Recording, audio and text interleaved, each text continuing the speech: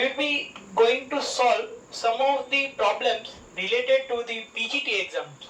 In this series, basically, you will be able to get to know, or you will be able to solve at the end of the series various problems related to the PGT exams, such as EMRS entrance, PGT exams, or other exams like KVS or NVS exams. So basically, what we are going to do in this series is solve various problems based on various topics in physics especially, and we will be starting with the measurement and dimensional analysis chapter, which is very easy chapter, as you all know. So as I said, we will be starting with measurement and dimensional analysis.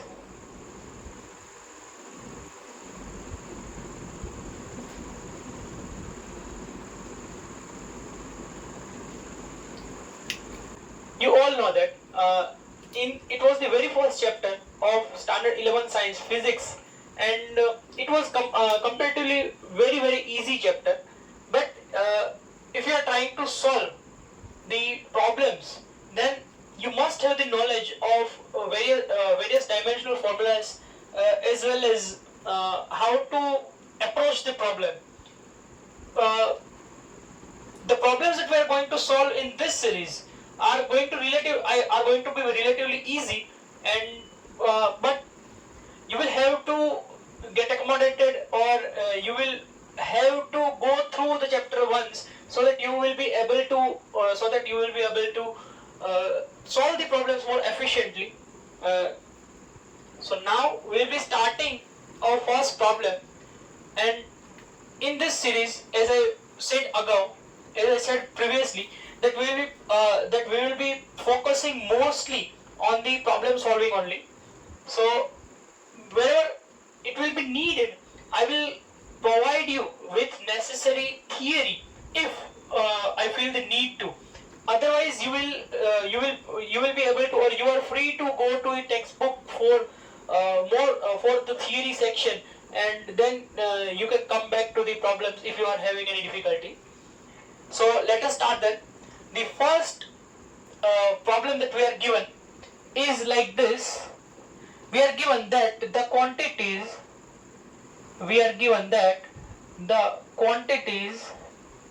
A and B, are related by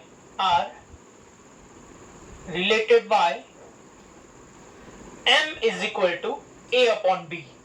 This is what we are given, where we are given that where M is the linear density and A is force. So we have to find out the dimensions of B. So this is what we will be going to find out. So we will try to find out the solution, and as you can see that the problem is relatively very easy. What we have to do is just figure out the equations for both the linear density and force, and then we will be able to figure out the dimensions of B. So let us write that we are given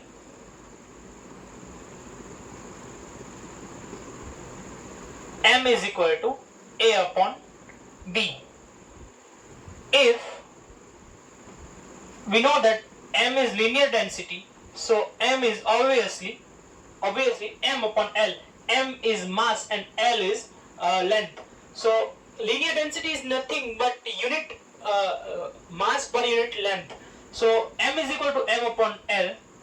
You don't have to cram, and you don't have to just remember every dimensional formulas. You can just remember the equations or formulas of the quantities, and then you can make the dimensional formula for yourself.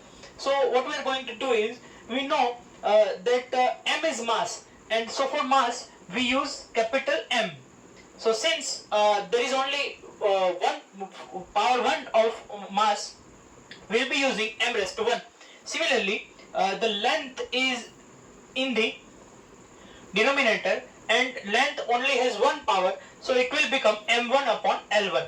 So the dimensional formula of the linear density will become m1 upon L1. Similarly, we can do the same for force. We know that the force can be written by m into a. Let us write capital M, and we know that for m we will be writing m1, that is the mass, and for a is the acceleration, as we know, and acceleration, the unit of acceleration, we know that meter per second square. Let us write here, we know that the unit of acceleration is meter per second square. The meter, that is the length. So we are given only one power of meter, that is we have given only one power of length. So we will be writing L1, and S, second, that is the time. So we are given minus 2 power of second, so we will be writing t raised to minus 2. So this is how we will be able to get the dimensional formulas of linear density as well as the force. Now what we have to do is we have to figure out the dimensional formula of B. So we can write B is equal to A upon M. We are given that we are given that A is equal to, we are given that A is equal to force, the dimensional formula of which we just wrote m1 L1 t minus 2, and for M we wrote that m1 upon L1.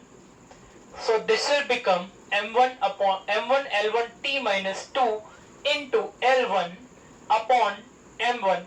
M1 gets cancelled out, and we will be able to get L1, that is 2 power of L, and t minus 2.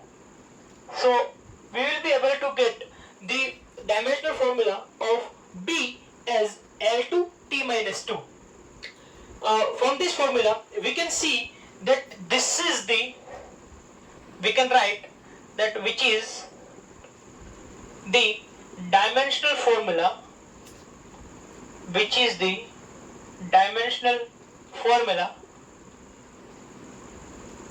of latent heat,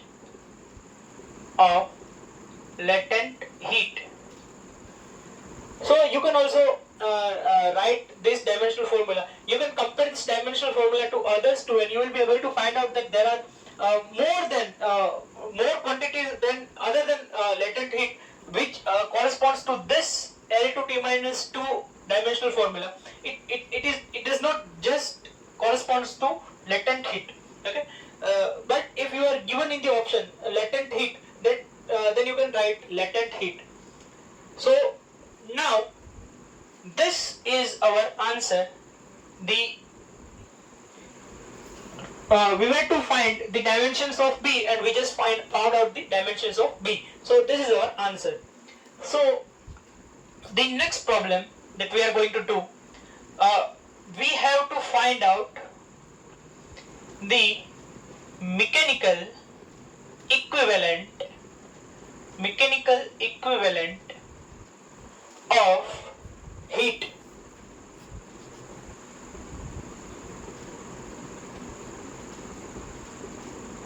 So this is basically a thermodynamics problem if you look at it. We know that the mechanical equivalent of heat is the amount of mechanical work needed to produce the same amount of heat energy. So let us say that if we do 4.186 joule of mechanical work,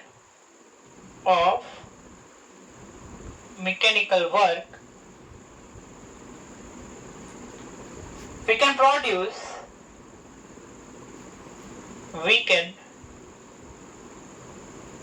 produce 1 calorie of heat. This we know because we have studied in the 11th and 12th standard that the equivalent of 1 joule is the equivalent of 1 calorie is 4.186 joule. So we know the mechanical equivalent of heat, that is 4.186 joule is equal to 1 calorie. This we know. Now this mechanical equivalent 1 calorie is dimensionless. Okay, why this is dimensionless? Because if we measure both heat and work and mechanical work both in joules, then we know that the ratio is just a number which doesn't have any dimensions. So the mechanical equivalent of heat, so we can write that the mechanical equivalent of heat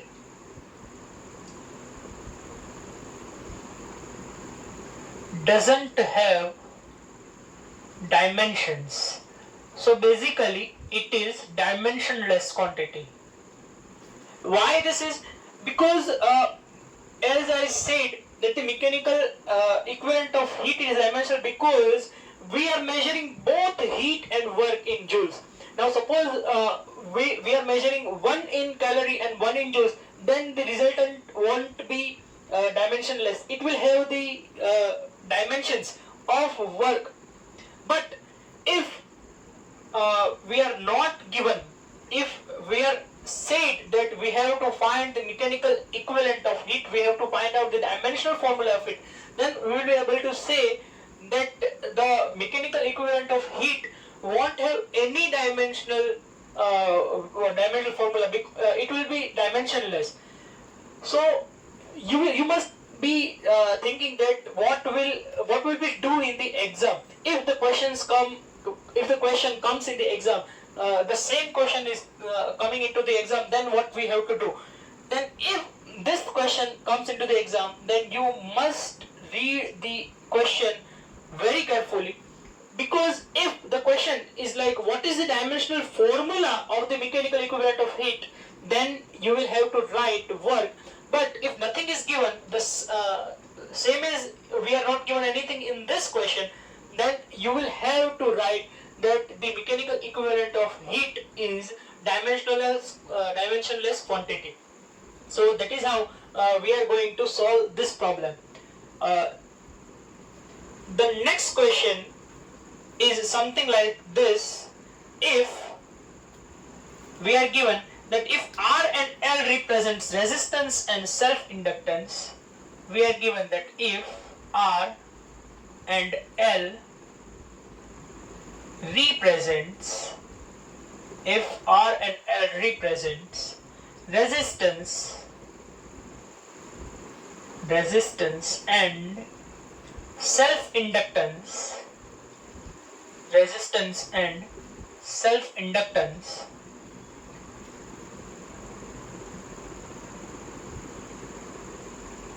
which of the following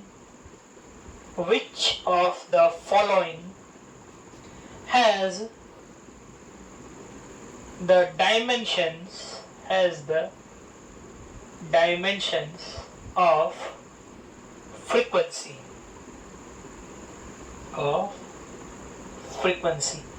We are given the options like L upon R, R upon L, root L upon R, and D, root R upon L. So these are our options, and we have to figure out which of these corresponds to the dimensional formula of frequency. Now we know that frequency is written or is described in hertz, which is nothing but 1 upon T.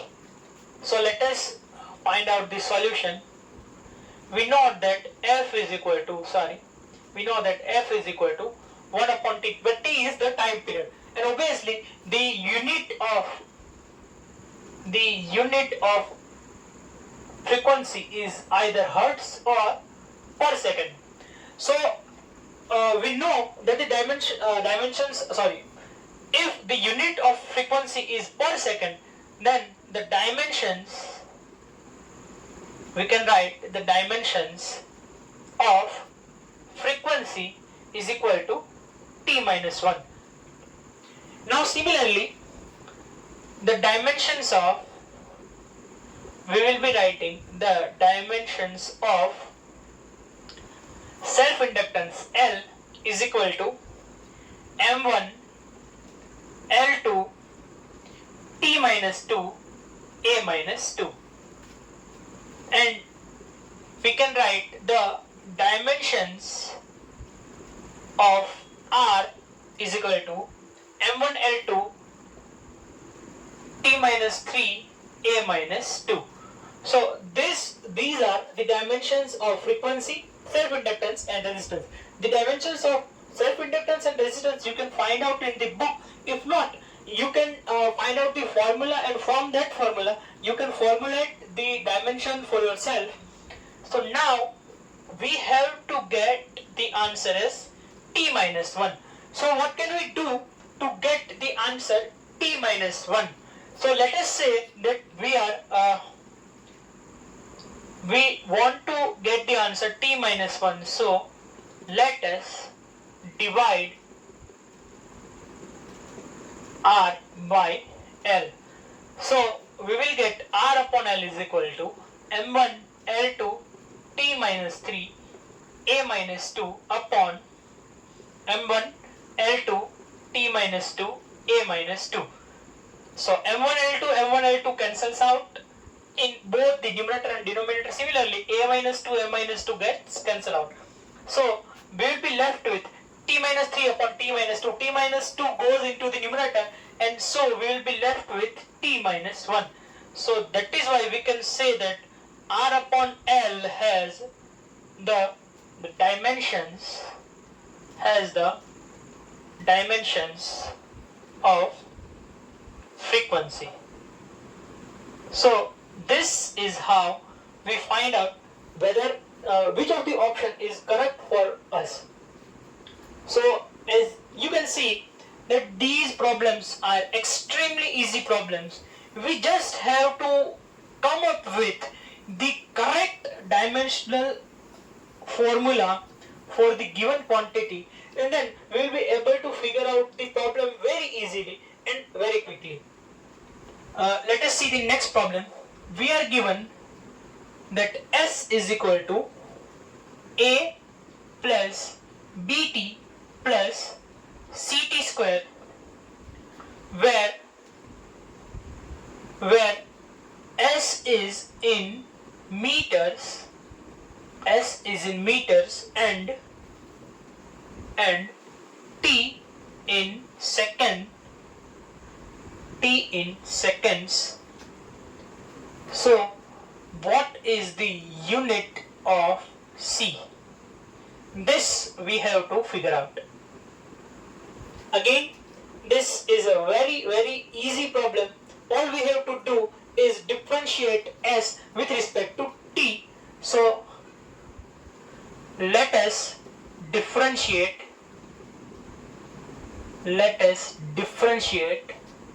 S with respect to T. So we will get ds by dt is equal to, A will cancel out because A is a constant, bt, this is there is a t with multiplied with b. So if we differentiate t with respect to t, we will get 1, and if we differentiate t square with respect to t, we will get 2t, and c is obviously multiplied with it. So this is how we will get the answer. Once again, we want to find out the unit of c, but we still have b here. So let us differentiate again. So we will write that let us differentiate again, and again we are differentiating with respect to t. So we will get d2s upon dt square is equal to B will cancel out because B is a constant here. 1 is multiplied obviously, but B into 1 is B. So that is a constant. So B with respect to t differentiated we will get 0 obviously, and 2tc or 2ct is here. So t with respect to t will have differentiation 1 and 2c, and c is obviously multiplied here. So we will get 2c. So you can see here that we are getting 2c is equal to d2s upon dt square. We know that if we are given that s is in meters, so if s is in meters, obviously s is a length. So if we are differentiating s, that is we are differentiating length with respect to time, the first differentiation will give us the velocity obviously, and the second differentiation, the differentiation of velocity, or we can say that the second differentiation of length with respect to time will give us the acceleration. So obviously this quantity here d2s upon dt square is nothing but acceleration. So we can write that 2c is nothing but the acceleration itself. So therefore we can write that therefore the unit of c is meter per second square. This is how we can solve this easy problem as you just saw. Let us now move on to the next problem. We are given that the damping force of an oscillator, the damping force of an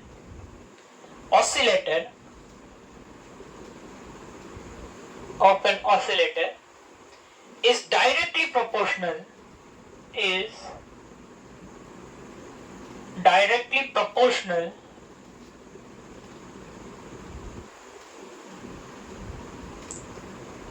to the velocity the unit of constant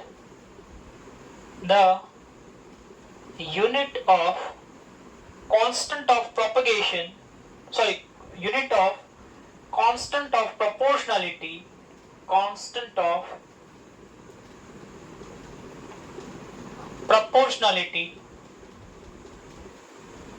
is this we have to find out. Let us write the solution now.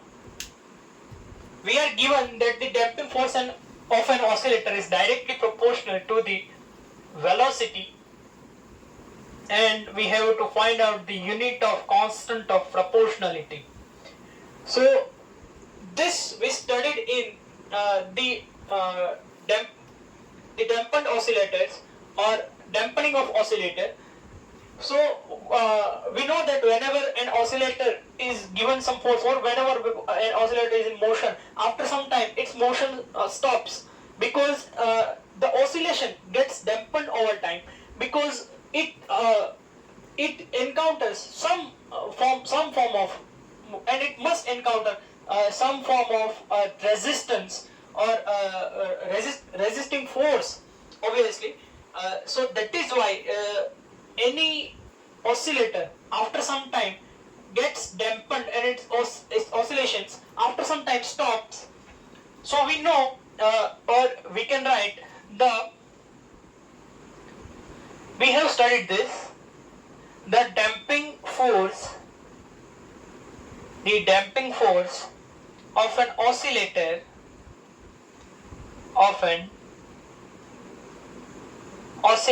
is we can write as Fd is equal to minus P into V, where P is the damping coefficient.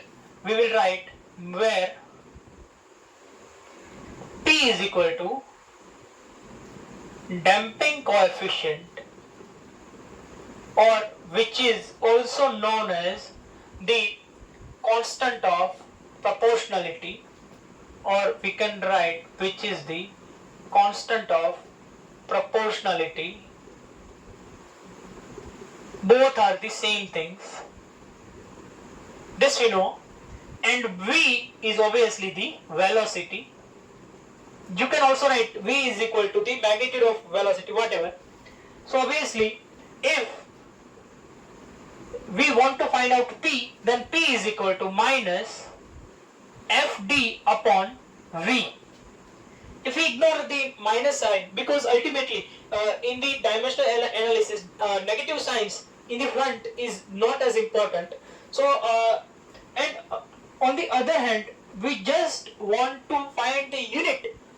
We don't want to find the dimensions. So what we can do, we know that F is equal to Newton. The unit of F is Newton, and the unit of velocity is obviously meter per second.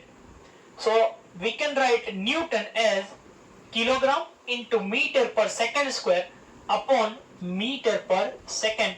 Meter gets cancelled out, second inverse gets cancelled out. So we are left with kilogram per second. So the unit of the constant of proportionality is kilogram per second. So this is how we are able to find out the unit of constant of proportionality in the dampening of an oscillator. Again, these questions are very easy, and you will be able to solve these problems. If such kind of problems are there in the examination, you will be able to solve these questions very quickly, and you will be able to get on with your paper. So let us now move on to our next problem. We are given that the frequency of vibration, let us write the problem. We are given that the frequency of vibration F of mass m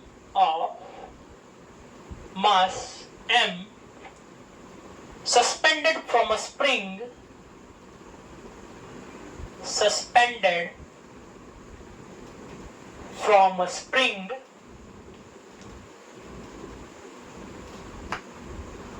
of a spring constant K, of a spring constant K is given by the relation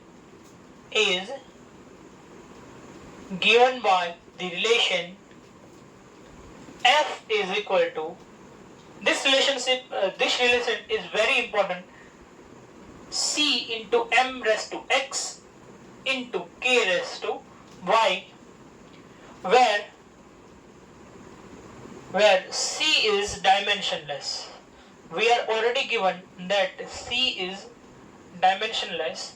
So we have to find out the values of x and y. So values of x and y we have to find out. Once again, this problem is extremely easy, and since we are given that the C given here in this formula is dimensionless, we have to consider only the dimensional formulas of frequency, mass and spring constant. So obviously we know that the dimensional formula of frequency is t raised to minus 1. We are ignoring C because C is dimensionless. M, the formula of dimensional formula of M is m1 raised to x. And finally K, you can find out that the formula of K is m1 t minus 2 raised to y. So this is what we are given. You can find out the dimensional formula of spring constant by yourself if you want, or you can also think of a spring constant. We know that we have studied the Hooke's law. We know that F is equal to minus kx. If we want to find out K, then we can write K is equal to F upon x. So K is nothing but F upon x. and from this you can write F upon X, and then you can find out the dimensional formula of spring constant. So now we are left with T raised to minus 1 is equal to M 1 raised to X is equal to M raised to X, M 1 raised to Y is equal to M raised to Y, T raised to minus 2 into Y is equal to T raised to minus 2Y. So now what we can do is we can compare the power on both sides, and we can write the powers of T and the powers of M. On this side there is no power of M, so we can write M raised to 0. So we can write that the power of M, x plus y is equal to 0. So this is our first equation. And then second equation, we can write that the power of t is equal to minus 2y is equal to here the power of t is equal to minus 1. So minus 2y is equal to minus 1. So we will be able to get y is equal to 1/2. So this is our first value which we wanted to find out. We wanted to find out the values of x and y, and here you can see that the value of y is equal to 1/2. So we know that y is equal to 1/2, and we are also given that x plus y is equal to 0. If x plus y is equal to 0 and y is equal to 1/2, then obviously x plus 1/2 is equal to 0, or we can write that x is equal to minus 1/2. So we wanted to find out the formulas of x and y. So here are the values of x and y. We are getting x is equal to minus 1/2 and y is equal to plus 1/2. So in this lecture we are going to solve only these many questions, and in the next lecture we will be going to solve more problems related to the same chapter, measurement and dimensional analysis. We will be solving more problems on this. So stay connected, and please give a like if you like my video. Thank you so much.